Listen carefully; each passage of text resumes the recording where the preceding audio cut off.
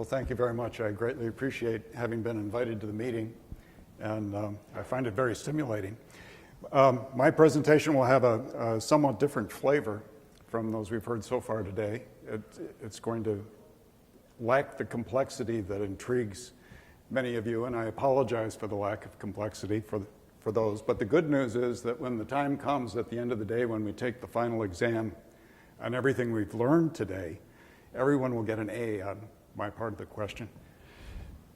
Let's see here.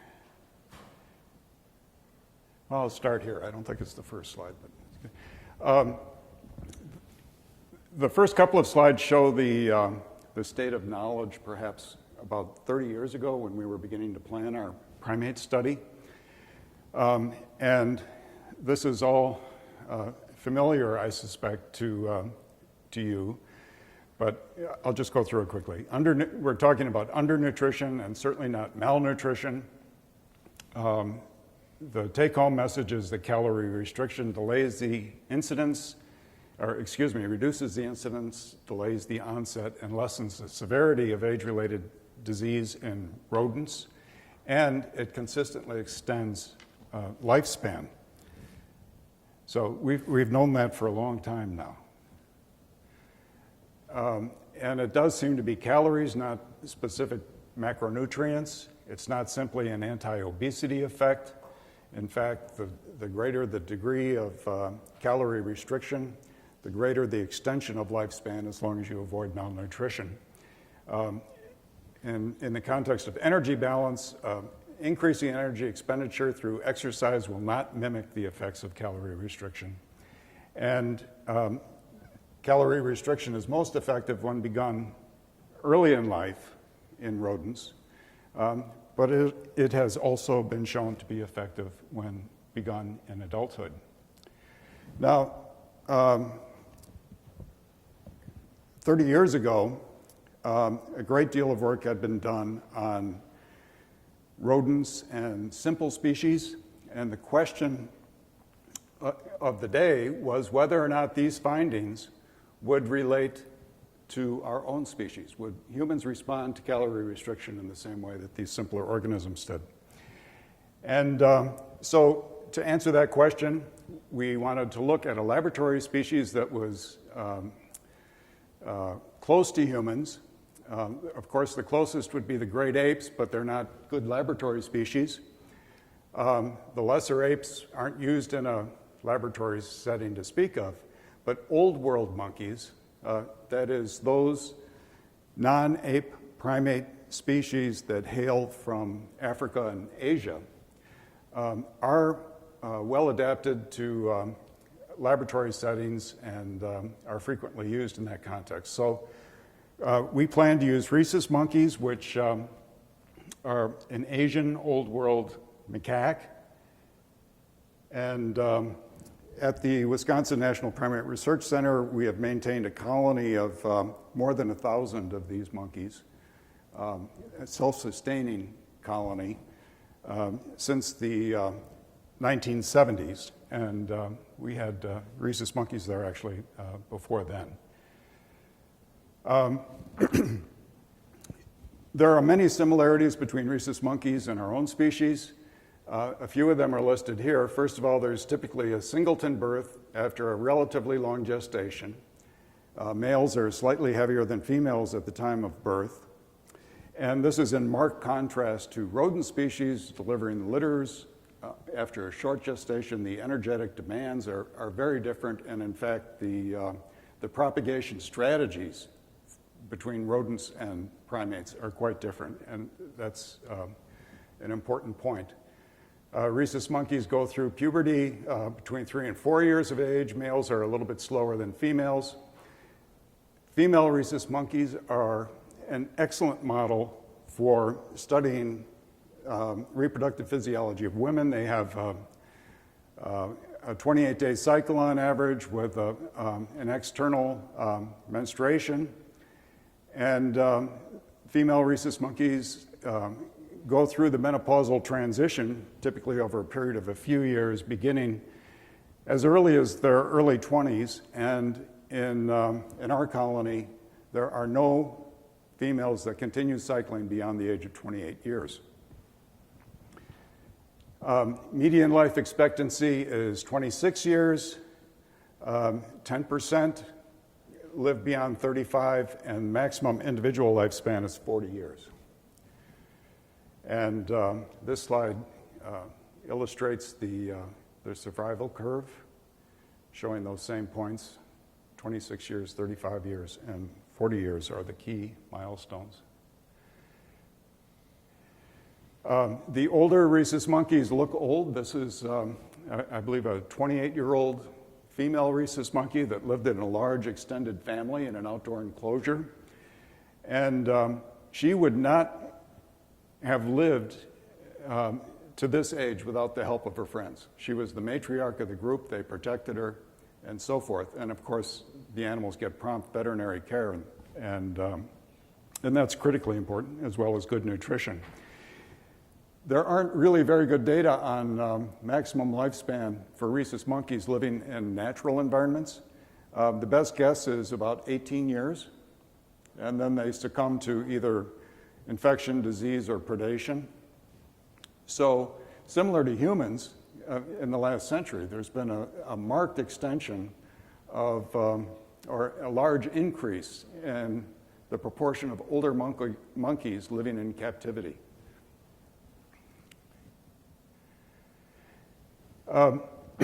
We began our study in 1989 with 30 males that were first studied during a baseline phase and then randomized to control and restricted groups. And we continue to study these animals up to the present day. However, there aren't many remaining at this point. All of the controls have died, and there are 2 restricted animals continuing. 5 years later, with the next grant, which was a program project grant, we were able to expand the study and add a group of 30 females that were the same age at the onset of calorie restriction as the group 1 males were at onset of restriction. And we also added 16 additional males, again, ultimately divided equally between control and restricted groups. And continuing up to the present day, the X's indicate demise of individual animals over time. And the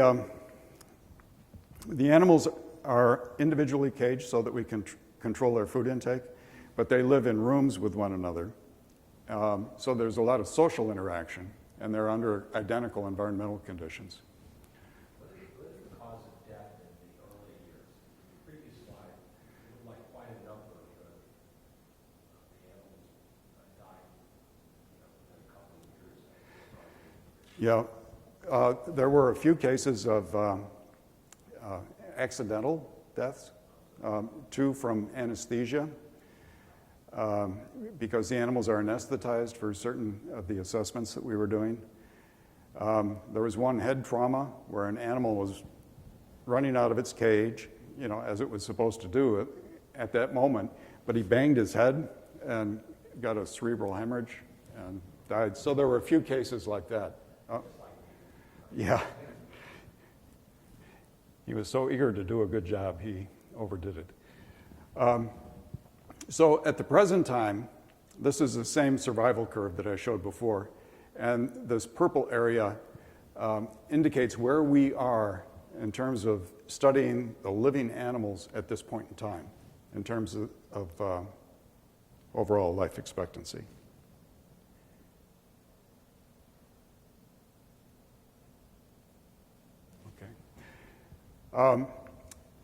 I'll spend a little bit of time describing the diet, and it becomes important later on.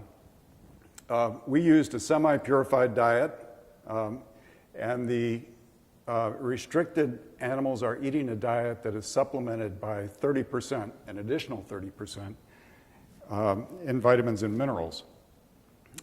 It's a 10% fat diet, which is still low fat, but a little bit higher than the typical laboratory diet and fat content, and 15% protein, which is typical for non-human primate diets, and it's a lactalbumin protein, so it's a very balanced protein. The animals are fed once per day in the morning. Each animal is given an individualized amount of food, and that food can remain in the cage into the afternoon.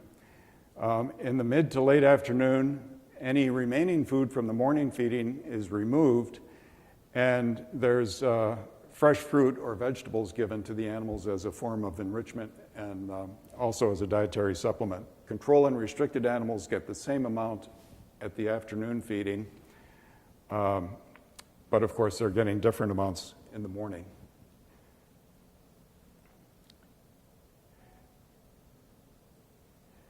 And we adjust the food that's given to the control animals so that they always have a little bit left in the afternoon, so they're not restricted at all. And again, that will become a more important point later on. And we gradually implemented calorie restriction over a 3-month period to get them down to the intended level of 30% less than ad libitum fed controls. Here are the details of the diet. Suffice it to say that in terms of the major ingredients, the diets fed to the controls and restricted animals are virtually identical. But again, the vitamin and mineral mix is increased by 30% for the restricted group. And about 5 years into the study, this would be a good example of what the animals look like. Here's a restricted animal, a control. You may be able to detect that the restricted animal has less body fat, but they both look good. Good hair coat, good mobility, etc.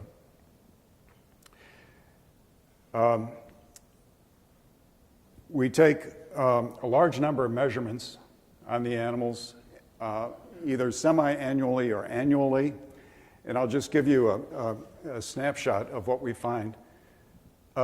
In terms of food intake and appetite, the restricted animals, even after more than 25 years of being restricted, are still hungry.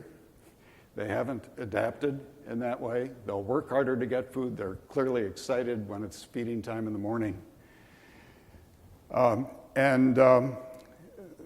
All of the animals accept the diets very well. The restricted animals weigh less, as you'd expect. They have about 50% less body fat than the control animals and a little bit less skeletal muscle mass. The skeletal muscle mass declines in both control and restricted animals, but calorie restriction seems to attenuate the rate of decline in loss of skeletal muscle. So ostensibly a beneficial effect. We do CBCs and serum chemistries on a semi-annual basis.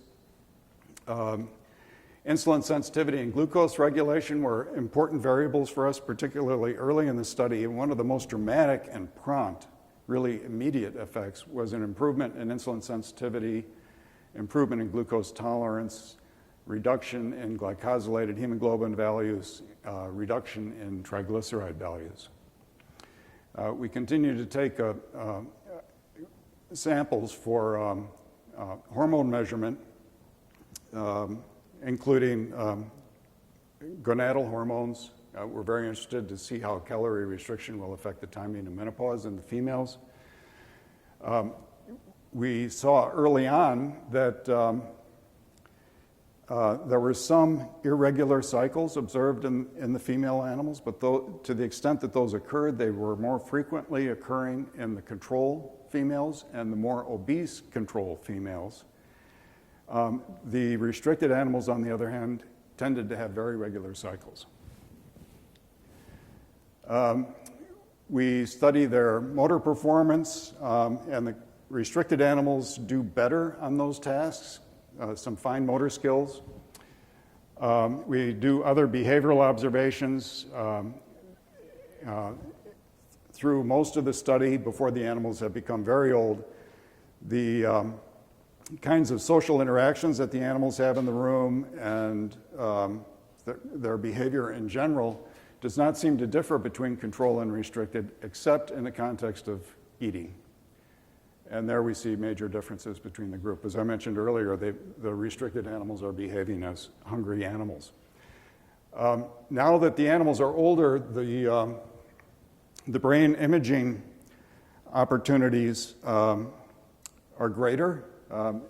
Other studies have shown a decline in cognitive performance beginning at about age 20, so we've stepped up our imaging activities. We see thus far a preservation of gray matter volume and a preservation of robust myelin tracts in the corpus callosum, so beneficial effects on neurological endpoints of aging. I also want to add, we do complete necropsies, of course, on every animal at the time of death, and we bank tissue, and this tissue is available. So be aware that if you have a use for flash frozen or fixed paraffin-embedded tissue, we should talk. I included this slide, well, for a few reasons. But one is to emphasize that we have been taking daily measurements of food intake throughout, every day, for more than 25 years on these animals. So that's a rich data set. And you can see that the restricted animals are quite stable in terms of their intake. The fluctuations are largely due to dropout of individual animals. So you may have had a relatively big eater die, and then the mean for the group is subsequently lower. You can see the steady decline, particularly among the male subjects in food intake as they age, to the point, in fact, now where, well, shortly before these two control animals died, the controls were actually eating less than the restricted animal, but this is an end-of-life phenomenon. The animals had food available. In terms of morbidity, these three are the major morbidities that the animals suffer that cause death. They get an adenocarcinoma, particularly in the colon. You can see that the incidence is lower in the restricted animals compared to controls, actually about half as many cases. Cardiovascular disease is reduced by approximately half as well. Insulin resistance and type 2 diabetes is virtually non-existent in the restricted animals. And one of these cases is a female being treated for endometriosis by progesterone treatment, which progesterone, I think, is causing the insulin resistance, but we can't prove that. Here are the same data essentially expressed in the form of a survival curve, and you can see that restricted animals have a greater health span compared to controls, and in terms of overall mortality, restricted animals have extended lifespan, and particularly for mortality due to age-related problems, there's a marked difference between the groups. Getting a little nervous in 20 years when they cross over? Pardon me? In your previous slide, the ad libitum ones were doing better than the caloric restricted. So in 20 years, you go up overall mortality. Oh, yeah. Caloric restricted I would have But, gotten yeah, with the expense of this experiment, I would have gotten real nervous. well, knowing the cause for some of those deaths, for example, the anesthesia accidents, we've been nervous for 30 years. But now, I suspect that you're well aware of the intramural program calorie restriction study that began a couple of years before our study did, The designs were somewhat different, but there are a lot of similarities, and we're really having fun comparing the outcomes of the two projects. The NIA study began with some very young animals, some adolescents, and then some old animals. Our animals would fall into this gap. So we covered a good gamut of the adult lifespan. And then the NIA group added 60 females several years later, and been studying them differently. Now, their animals are fed a different diet. It's a chow-based diet as opposed to a semi-purified diet that we use. It's a little bit lower fat than ours. Protein content is the same, although the source of the protein differs. A major difference between the two studies is that we did 3 to 6 month baseline assessments on our animals, measuring their food intake every day, and then we based the restriction based on their individualized intake over that period of time.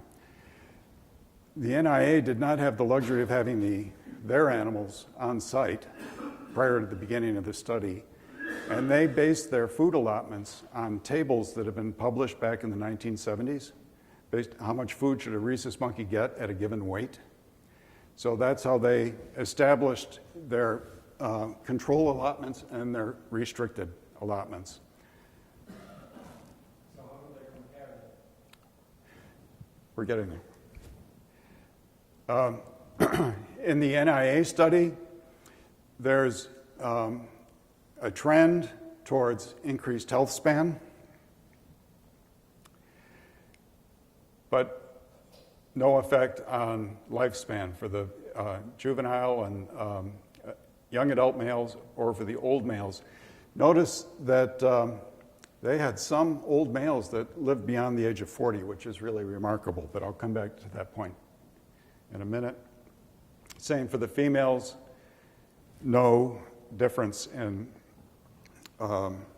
lifespan. So here are some of the differences between our two projects. We fed a purified diet at the mandate of study section. The NIA diet was chow-based. Ours has more simple carbohydrates than the chow-based diet, also less fiber. And I think an interesting question is how the microbiota of the intestine differs between control and restricted and between chow-based versus purified diets. Our feeding protocol was individualized. Theirs was based on food tables. Also, all of our animals were derived from rhesus monkeys originating in India, and they used some Indian-derived monkeys, but also some Chinese rhesus monkeys. And there are genetic differences that impact certain aspects. So we need to keep that in mind as we're looking at the data. Ours all have known birth dates. They were born in our center. 6 of their males had unknown birth dates. They were estimated by the supplier. And I wonder if these are the animals that live beyond the age of 40. From the outset, we treated our animals for any malady as if they would be human patients. We treated them in the same way. For example, we treated endometriosis.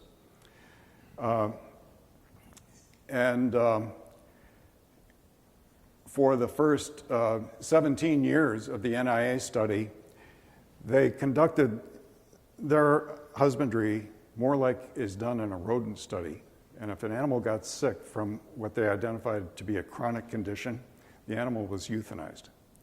So they had a lot of dropout for that reason. They had cleaner groups in a sense because they weren't carrying these problems forward. But it's a significant difference between the two projects. And then, of course, the ages were a little different. Whoops. Now, there was some concern, or a question was raised about the fact that some of our control animals were obese. They were given as much food as they wanted, and among rhesus monkeys, some will develop obesity. I over. And this just shows the comparison in body weights where we had comparable time points. These are years. So we were able to directly compare, and for both males and females at both time points, the Wisconsin control animals were heavier than the NIA animals. But we also have a data set that was generated with support from the National Institute on Aging called Primate Aging Database. And we calculated body weights based on information from approximately 875 rhesus monkeys housed at different centers around the country. And we had something like 75,000 or maybe 85,000 data points. And that would represent the 0 point. And indeed, our animals are as much as 10% heavier than the national average. These are the controls. The NIA animals weigh less, probably because they weren't fed ad libitum. So they're comparing the restricted group to a slightly restricted control group, which may account for a lesser difference. They also published about 10 years ago an observation that their restricted animals were not eating all of their food, always, which suggests to me that maybe they weren't truly restricted in all cases, because our animals absolutely eat all their food every day. So that may account for some of the differences in the findings. Pardon me? Yeah. But basically, this kind of study can be done. I don't think it's going to be repeated anytime soon.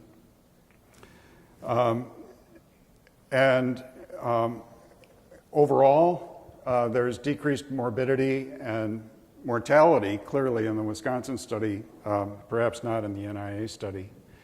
But it's also interesting, I mean, these animals differ in their overall appearance. So here's a control animal and a restricted animal. These photographs were taken at the onset of the study back in the 1980s. And here they are at 30 and 32 years of age. You can see the control animal, to my eye anyway, just looks older than the restricted animal. And it's that way across the board. Most people can determine which group they're in simply by their general appearance. So thank you. I'm sorry I ran over. No problem. Oh, thank you.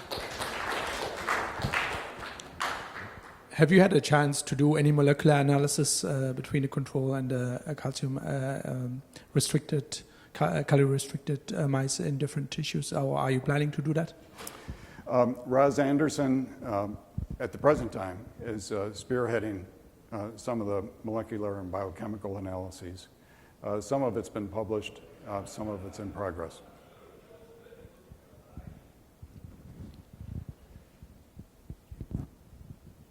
I was wondering if you could comment a little more on how much you think the vitamin and mineral intake is influencing the results, because, I mean, this is a sort of a classic issue with all calorie restriction studies, right? You're supplementing vitamins and minerals in the restricted group, then they lose body weight. So per animal, they get more vitamins and minerals.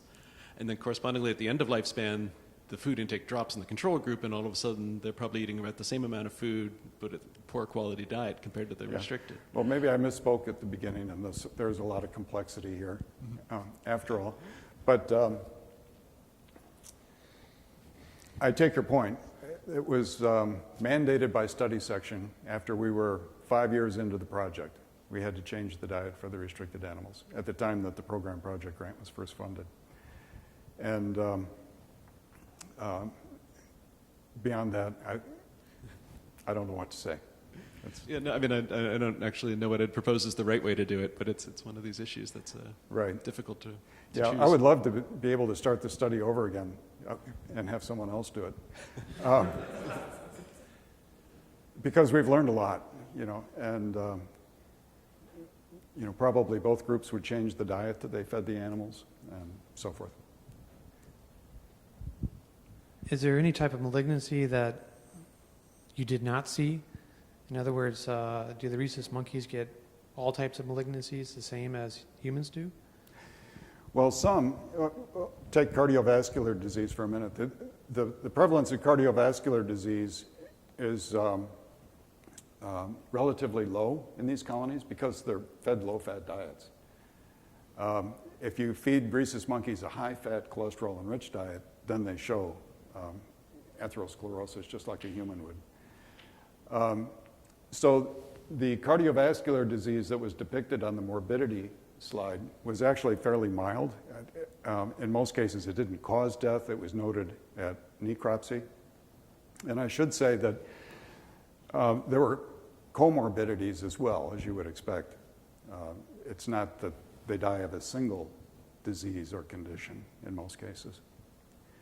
And they don't die in their cages. When they're clearly failing and not responding to therapy, then they're euthanized. Can I make sure I've understood? But what you showed, I think, was a kind of 100% effect in the diabetes histories, Yeah. and a 5 to 10% effect in lifespan increase. Okay, so what does that mean? That getting diabetes only makes it 10% more likely that you're going to die young? I mean, in other words, were these animals treated specially when they became diabetic? Yes, we treated diabetic animals. First, we used an insulin sensitizer, and when that was insufficient to maintain euglycemia or mild hyperglycemia, we never imposed tight control because it's risky in these animals. We would go to insulin therapy. Okay. What would have happened if you had withheld specialized treatment for diabetes? Well, they would have died, I'm sure. Well, how would that affect the total numbers? I can't do the calculation in my head. Yeah, Does I this can't make either. Was it 20% effect, 30% effect? I mean, when would they have died? These people these animals that develop diabetes.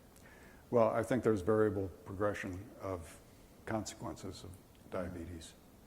So I can't say that the X's on the timeline were dates of diagnosis of impairment.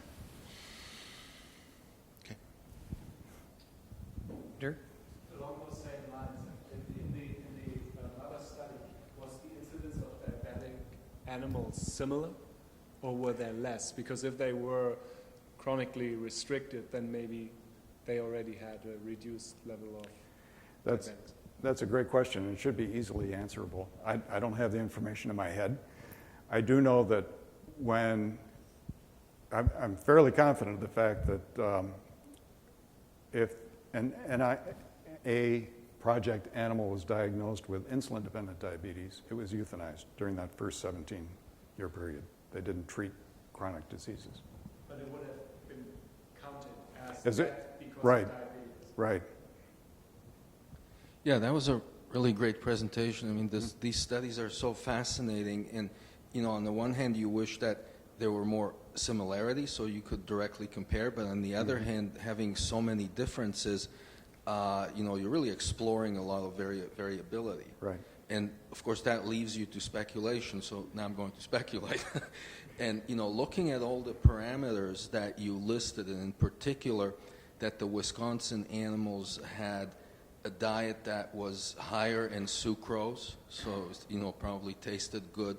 Maybe in some ways was more similar to a human diet that is enriched in purified carbohydrates.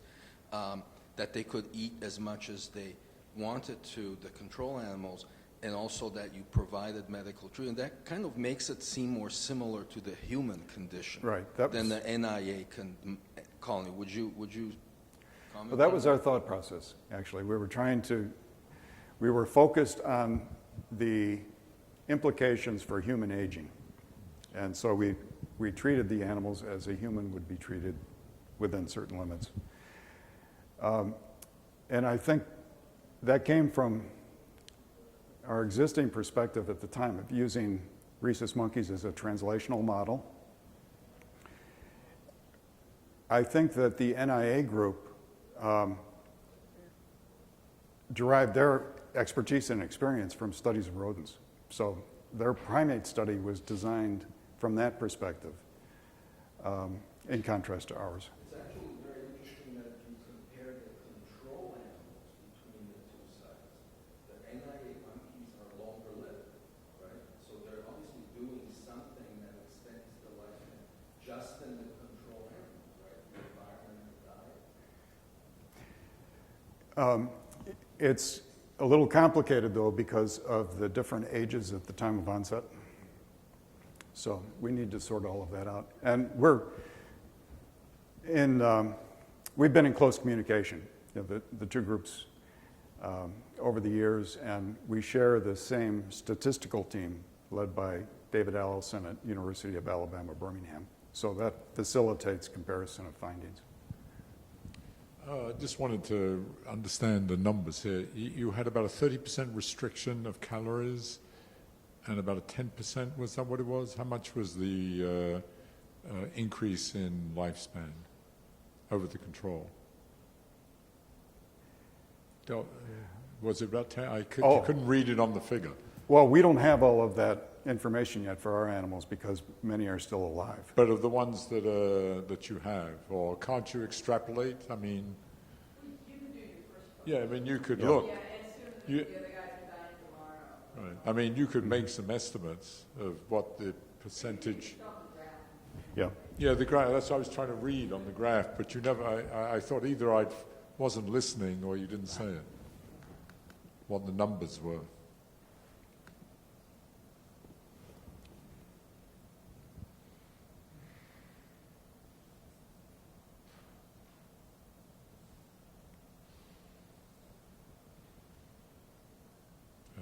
Yeah, yeah.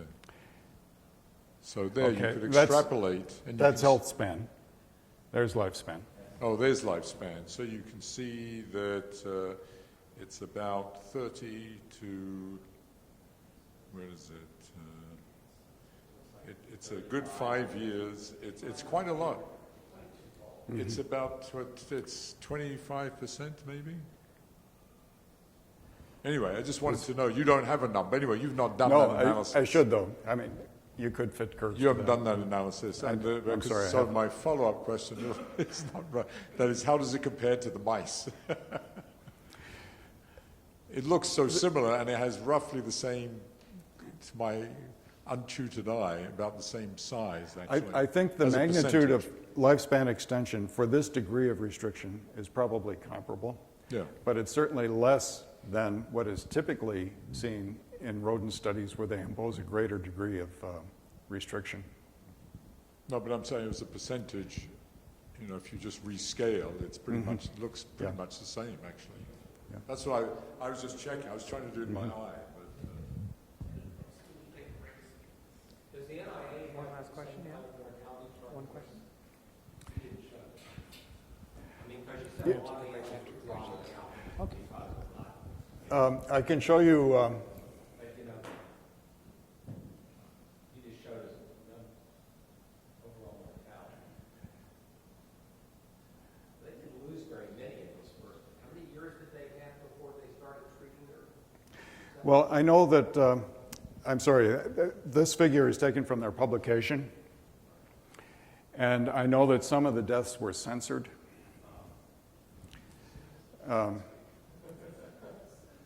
So there's a lot of work that needs to be done with the two data sets. And everything charted the same between both places. Yeah, right. You can't censor the government. All right, well, let's give Joe a hand and everybody in the session.